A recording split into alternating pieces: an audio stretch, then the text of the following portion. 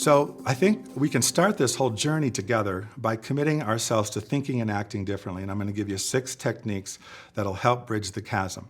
The first of which is one of my favorites. We as IT leaders like to talk about alignment. I'm going to ask you here today to stop using that language, ditch the alignment language. And because, think about it, what it says to me is if we talk about alignment, that automatically puts IT outside the business. So therefore, if the business has a strategy, IT has to align itself to the business in some form or fashion. That's not the model that we need to embrace in the age of the customer. Rather, I prefer to see the converged model, where IT is a central part of the company, a vital part, and just as important as every other function. In fact, I'd say IT is the central nervous system of every company. And the more we can adopt this converged model language and use it within our organizations, the more I think people will begin to take us seriously.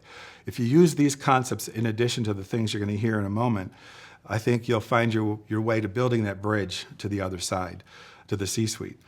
And so none of these, by the way, you're going to find them to be revolutionary, but if you use them all in totality, you'll see a profound and different change. And I've seen that myself as a CIO in the 3 companies that I've managed over the last 15 or 20 years. The second thing is to adopt a mindset around business and technology convergence. And this is a state where business leaders and IT leaders are converged and intertwined.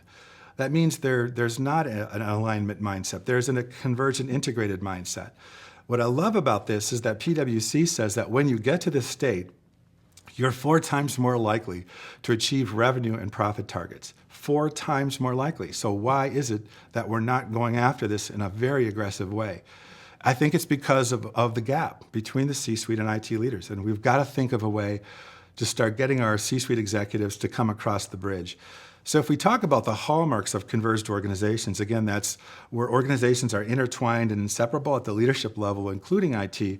They do 3 things. They think, act, and achieve together. And by that I mean, right from the get-go, when strategy is being developed, IT is at the table. They're intertwined and integrated right from the beginning. It's not an afterthought. There's no such thing as alignment. This is how people ought to roll for real in the real business world.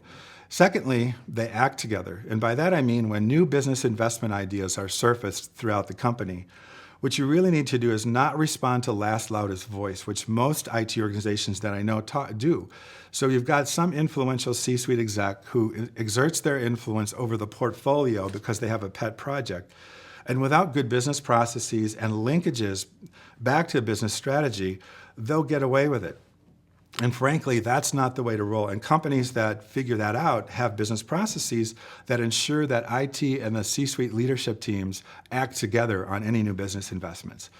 And then third, acting together. I've talked about that. You get 4x the results. So who wouldn't want that? And frankly, when you think about these converged organizations, everyone on that C-suite team, including IT, understands the consequences of not acting this way.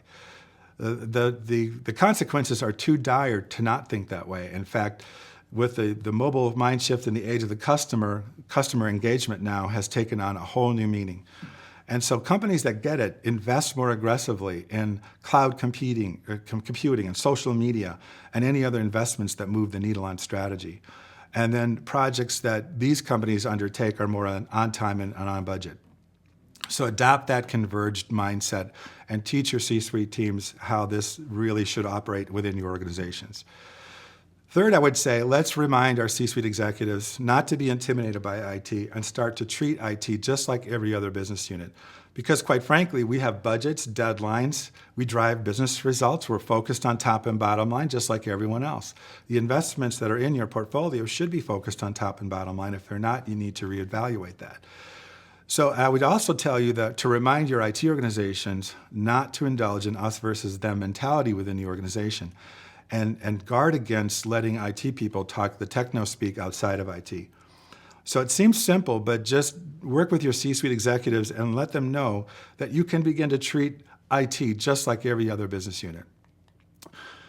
Fourth, I'd say power up your language. And by that I mean, let's stop calling other business unit customers.